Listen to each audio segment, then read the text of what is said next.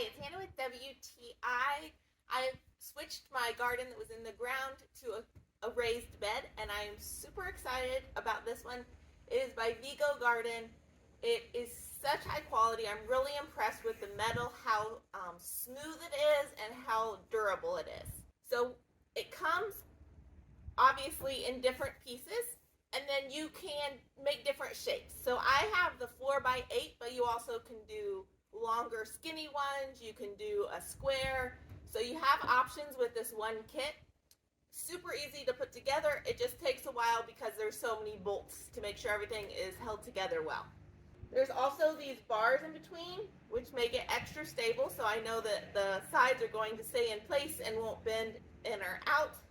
And one thing that I thought really made this one stand out is exceptionally high quality. It comes with this rubber that goes along the top, so it has a really nice finish look, and it also makes it smoother on the top so that it's not just the metal. This one is 17 inches deep, which I like because it's deep enough if you want to grow something like carrots, but it's not so deep where I'm going to spend a fortune filling it with dirt.